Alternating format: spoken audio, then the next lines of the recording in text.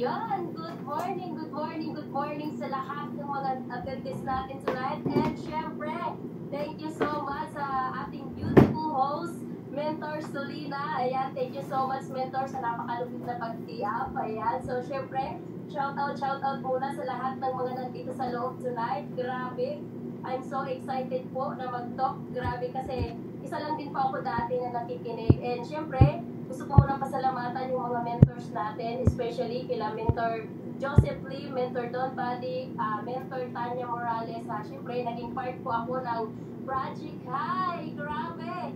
I-comment ko nga dyan ng I am excited sa lahat po ng gustong matuto tonight. Ayan. So, siyempre, ayan. Sa lahat po ng hindi nakakakilala sa akin, magpapakilala po muna ako bago po ako mag-start. Ayan, tama po si Mentor Selena. Ayan, dati po akong OFW. Paki-comment naman dyan sa lahat po ng mga OFW na nandito para at least makita ko po kung marami bang OFW na nandito sa loob. Ayan, grabe. I'm so excited po na maturuan po kayo. Guys, sa hindi po nakakakilala sa akin, I am Marisa Pudi. I am Marisa Mendoza Pudi, former OFW po ako sa Middle East.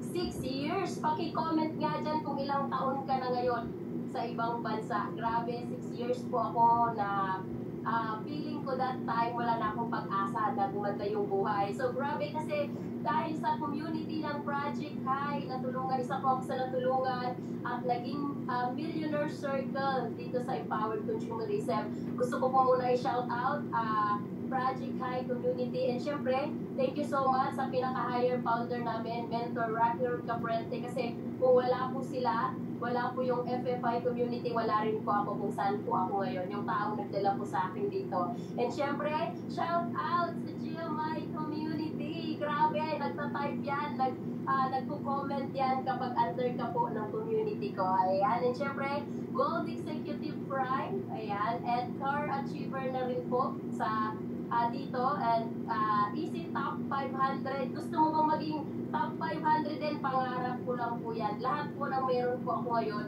dahil sa community ng Project High, dahil sa tulong po ng Project High, nagkaroon po ng unti-unting achievement na narating po rin po yung mga pangarap ko lang dati nung nag-i-start po ako. Sa hindi po nakakaalam, katulong po ako sa ibang bansa. DH po yung trabaho ko. Wala po akong alam. Kung wala kang alam ngayon, nagsisimula ka pa lang, ganyan na ganyan po ako. Nakikinig, naka-uniform, binabantayan yung amo. Bawal po ako mag-cellphone nung nag-i-start po ako. Pero ako lang yung tao na sawa na sa pagiging OFW. Kaya talagang nag-decide, ayan, naging ngayon, isa na sa kumikita ng hindi bumababa sa 100,000, 6-figure po. Kasi karamihan ako po as OFW, hindi ko alam kung ano yung ibig sabihin ng 6-figure. Ayan, so sa lahat ng mga OFW, 6-figure po is kumikita ka ng 100,000 pesos. Ayan, grabe. Excited ka na ba? Ikaw naman yung next na kumita ng 6-figure. Ito lang po yung mga itatopic ko tonight kung bakit po ako nagkaroon ng resulta na ganyan. And syempre, naranasan ko rin po naging top 1 ng Project High. Gusto mo rin po ba yun? Ayan, so syempre, mag-i-start na po ako. Ayan, and syempre, ang topic ko tonight is Fast Marketing Evolution. About TikTok po. Ayan, sa lahat ng mga OFW po na nandito and lahat po ng attendees natin, lahat naman po siguro tayo alam natin yung TikTok. May mga TikTok, tama po ba? So yung TikTok po, akala ko dati, libangan lang, pero pwede po pala na gamitin. Ito po yung pinakamabilis na nakatuwang ko para magawa ko po yung pag-network, yung negosyo ko. Ayan, congratulations sa lahat ng mga OFW na nandito tonight, na naka-attend ka. Kasi this time, may tuturo ko po sa'yo kung paano mo po pagkakitaan at magagamit mo po para sa pagpapalaki ng grupo mo yung TikTok account mo. Guys, dito lang po ako nagsimula. Grabe yung excitement level ko nung nalaman ko na pwede pala akong kumita gamit lang ng TikTok account ko. So, syempre, pag gagamitin mo po yung TikTok account mo, dapat po decided ka. Baga nakapag-decide ka na this time, gagawin ko tong business. Ito talaga yung pupukusan ko, guys, sa lahat po. Ito yung pinakamagandang desisyon na ginawa ko sa buhay ko nung nag-decide po ako na gagawin ko tong business na to, na magpo-focus talaga ako na ito yung gagawin ko. Kasi bakit ang dami ko na pong ginawa sa buhay ko since nag-start, nag-OFW, naging empleyado, kung saan-saan ako nag-work. Ang dami natin pinupukusan minsan pero hindi naman gumaganda yung buhay natin. So, hopefully this time magde-decide ka na ito muna yung pupukusan mo. Ito muna, dito ka muna magpo-focus na this time sisimulan mo yung pagbabago ng buhay mo gamit ang TikTok account. And syempre, dapat po masaya ka. Tama ba? Masaya ka, be happy. Be happy, bakit? Kasi hindi mo ito magagawa ng maayos kung hindi ka masaya. Dito sa Fast Marketing Evolution, ito lang po yung pinaka ginawa ko talaga since nag-start po ako. Kasi nag-start po ako dito, pandemic, tama po ba? Nakilala ko po si Easy, wala namang ganito ganyan, wala rin akong alam. So dito, sa ginagawa ko na ang daming OFW na gumagamit po ng TikTok. So shout out sa lahat ng mga OFW na nandito. Grabe, napaka-basic po ng TikTok gamitin para sa pag-network natin. Ito po, basic para sa mga taong masisipag. Okay, paki-comment nga kung masipag ka dyan. Masipag ako. Ayan. Kung gusto mo talaga yumaman, magko-comment ka, masipag ako. Para po ito sa mga taong masisipag. Ibig sabihin, the moment na ginawa mo po ito, masipag ka lang.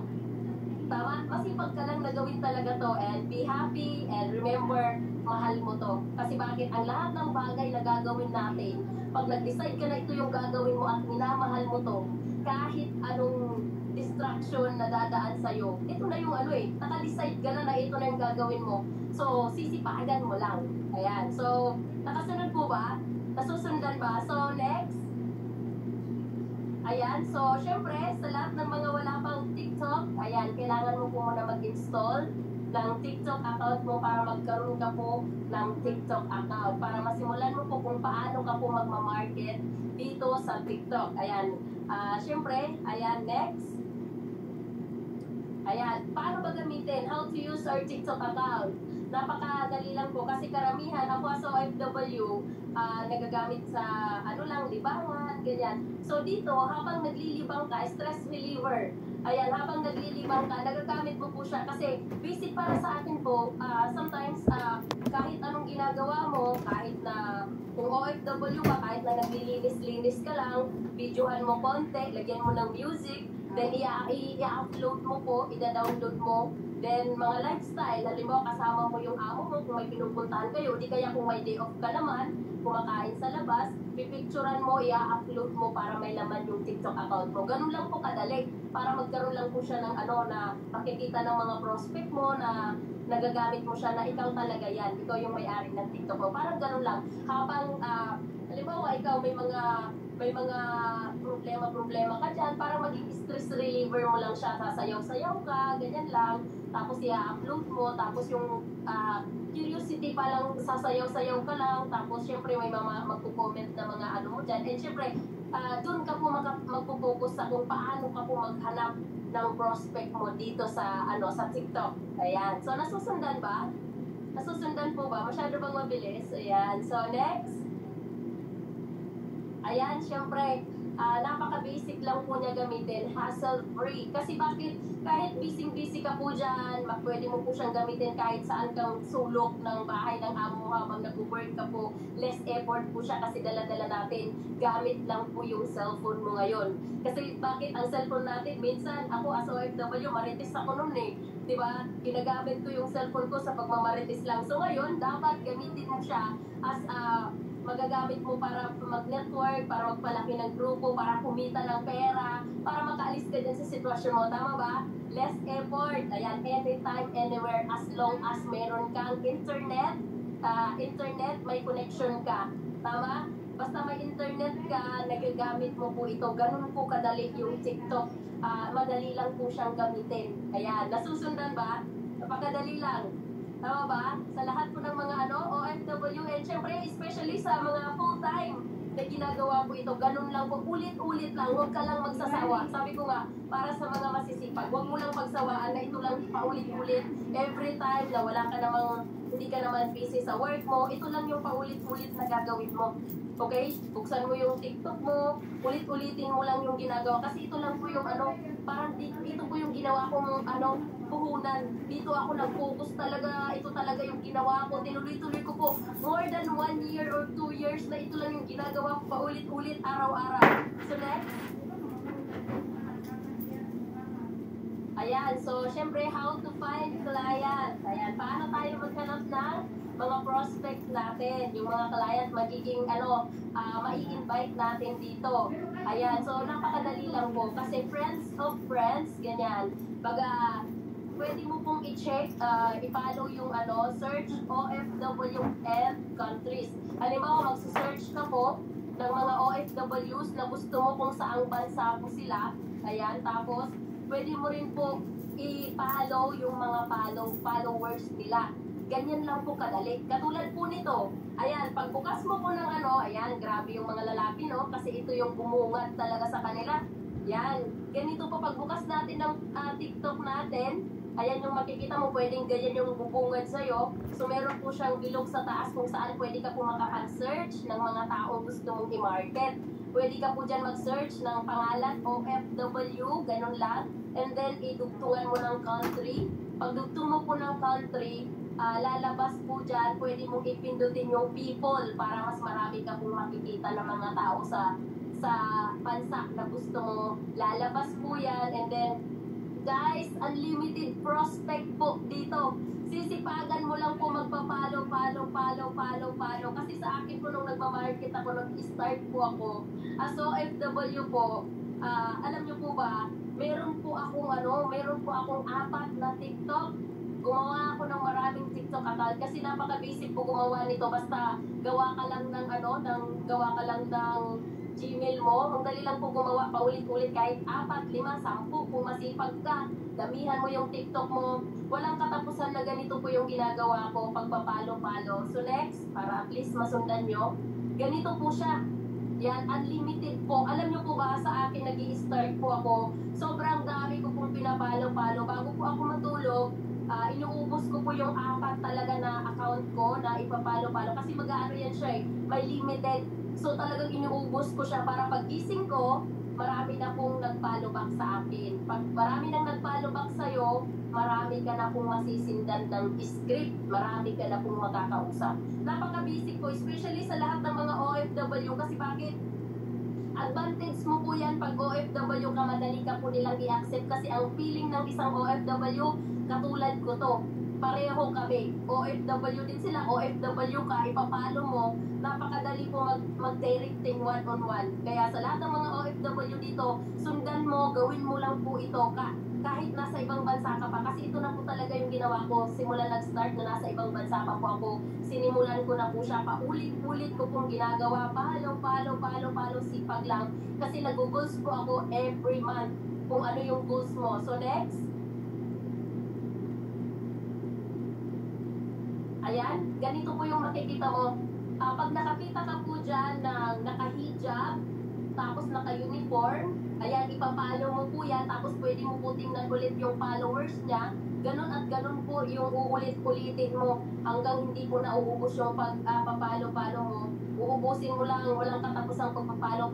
Sabi ko nga, unlimited prospect po yung mga nandito. Grabe, yung excitement ko that time, every time na nagpapalo-palo ako, sabi ko pag gising ko, ang dami nang nagpalo back. Ang dami ko nang masisindan ng script, ang dami kong kakausapin.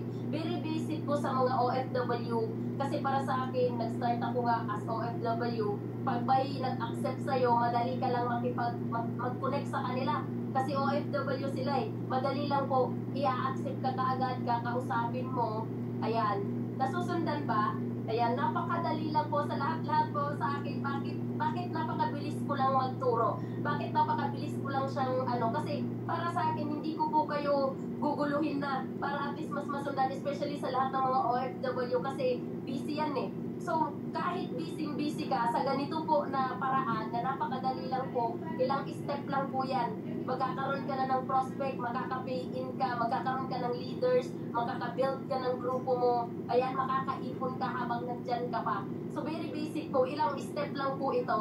So nasusundan ba sa lahat ng mga OFW? Say yes nga sa lahat ng mga nakakasunod. Ayan, shout out sa 800 na attendees natin. Ayan, so next. Ayan, so syempre ito na. Ito po yung makikita mo the moment na pinalubak ka po. Ayan, nasusundan ba? Step 5. Yan, pag pinalubak ka po, makikita mo po yung parang nag-say hi sa sa inbox. Makikita mo po, grabe yung excitement ko kasi every time na magbubukas na ako, pag bago ka matulog, nagsisend ka ng nagpapalo-palo-palo ka, pag gising mo, ang dami mo na pong makikita sa TikTok mo na ganyan. So pag nakita mong say hi ang nakalagay, sisindan mo na po yan sila ng script. Wala ka pong ibang gagawin, send ka lang ng send ng script kasi meron po dyan magsasabi sa'yo na paano. At kapag nagsabi na po ng paano, ganito lang agad, ang i-reply mo sa ang bansa ka po ngayon. Ganun lang po ako. Pag sinabi niya, pag nalaman ko na OFW siya, sabihin ko lang kaagad na sa Messenger po tayo. Baga, anong Facebook account mo at kita usap tayo sa Messenger. Ganun lang po kadali. Ganun lang po ako makipag-usap sa kanila. Hindi po ako nakikipag-usap, nakikipag-chat ng matagal. Ganun lang, pag nag-how, ganito lang, ulit-ulitin mo lang pag nag-how, saang bansa ka po ngayon, pag sinabi niyang sa ibang bansa, malalaman mo yan, Saudi, Qatar, Kuwait, kahit saan yung sasabihin niya, Dubai. So, i-reply mo lang, ano Facebook account mo sis, add kita, mag-usap tayo sa Messenger. Ganun lang po kadali. So, pag nandun na sa Messenger, eto na ngayon. So, next, eto na yung pinakaano mo. Ayan. Ito po, every time na nagpe-present po ako, very busy po, hindi ko sila kinakausap ng matagal. Baga, doon ako kaagad sa point, direct to the point ako. Baga, pipresentahan ko na po yan, iwa-once together ko. Alam niyo po ba, nung OFW pa po ako, kahit na busy ako, madalas, pag once together ko na yan, iniiwan ko na yung cellphone kasi sabi ko sis, pakinggan mo ng mabuti kasi tinatawag ako ng amo ko, yan, babalikan kita. So habang busy ako, yung cellphone, what's together, very busy, tinuturuan na siya, natututo na siya dun sa what's together habang busy ka. So pagbalik ko, eto na ngayon, close deal. Close deal muna. Ito si Bartel, sa isa na rin po to sa napauwi ko for good, kasama ko na po yan full time dito sa Pilipinas. Ganun lang po kadali yung paggamit po ng TikTok account. So nasusundan ba? Ayan, may natutunan ba?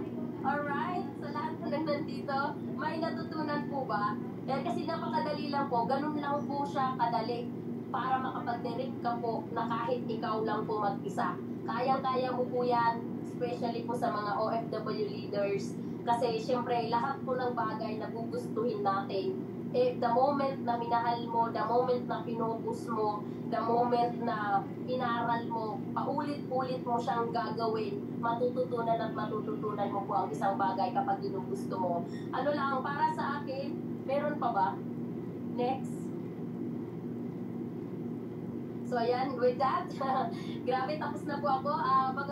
Ano lang ako sa lahat ng mga OFW po na nandito. Guys, ang dami-dami na po nating desisyon sa buhay natin. Ito po yung realization ko sa buhay ko. Bakit nagseryoso ako na gagawin ko talaga to? Bigyan mo ng halaga yung sarili mo. Ano ba yung gusto mo next year? Ano ba ang gusto mo pag-uwi mo? Babalik ka pa ba? Desisyon. Dahil sa isang desisyon na gagawin ko to, kung paano po ako nagsipag sa ibang bansa, ginawa ko lang po dito sa negosyo na meron po tayo. Sasabayan mo lang din yung mentor mo, yung nagdala sa'yo dito, pasalamatan mo talaga yan, sabayan mo talaga yan. Kasi bakit? Para sa akin, kung hindi ko po ginawa tong negosyo na to, malamang sa malamang baka OFW pa rin po ako ngayon, hanggang ngayon. Tama po ba? So, sa lahat ng mga nandito, napakaswerte mo po kasi nandito ka na sa opportunity na meron tayo. Gagawin mo na lang po yung part mo na dapat ramdam mo na this time, ibang-iba na yung magiging desisyon mo sa buhay mo. Hindi, sa lahat ng mga OFW, para sa akin, ang hirap ng buhay ng isang OFW. So, hanggang kailan? Tama ba? Hanggang kailan na ganyan ka? Hanggang kailan? Gaano mo kamahal yung sarili mo? Yan lang ba talaga ang halaga mo? Okay ka na ba talaga sa sitwasyon mo? Tama ba? So this time, dapat marunong ka magdesisyon para sa sarili mo. Regaluhan mo yung sarili mo. Kasi para sa akin, kung hindi ko ginawa to, hindi ko rinigaluhan yung sarili ko, mas lalong mahihirapan kami ng buong pamilya ko kapag ako na yung nawalan ng trabaho at nawalan ng income. Tama ba? Kasi hindi habang buhay, kaya natin magtrabaho. Tama po ba? Hindi habang buhay kaya natin magtrabaho. So, huwag kang matakot sumugal. Sugalan mo yung pangarap mo. This time, dapat alam mo kung ano yung susugalan mo. Dapat alam mo kung saan ka susugal. So, this time, dapat ang susugalan mo yung pangarap mo naman. Okay? So, with that, thank you so much. And I am Marisa Cudi. Back to our beautiful host. God bless. Wow, grabe! Napaka-detailed naman talaga. Sobrang lakas ng energy ni Coach Marisa. Thank you so much, Mentor Marisa. Grabe, napaka-helpful talaga ng idea na sinira mo sa community. And I'm pretty sure na marami magkakadirect ngayong month na to. And syempre, until next year, consistent this month, di ba? Pag in-apply po natin yung natutunan natin kay Mentor Marisa. Ayan guys, patype naman po ng thank you kay Mentor Marisa doon sa binigay niyo sa atin na idea, di ba? So guys, sa lahat ng mga nandito, i-apply po natin, okay? Hatawin natin, sipagan natin araw-araw para magkaroon tayo ng resulta. And syempre, tama nga ng sabi ni Mentor Marisa, kahit OFW ka na nasa ibang bansa, kayang gawin, di ba? Kung nagawa niya nga sa ibang bansa, di ba? Kahit may ginagawa, may trabaho, pero still, hinahataw pa rin yung business. So that is why, di ba, pinatunayan talaga, we do whatever it takes, di ba? So, walang reason na hindi kayang gawin basta ikaw desidido ang seryoso. Okay, so, congratulations everyone! Ayan, maraming salamat po, Mentor Marisa, God bless you, and thank you. Congratulations sa 6 viewers, and ayan, so, yun lang everyone. Okay, so, thank you so much. God bless you po. Thank you.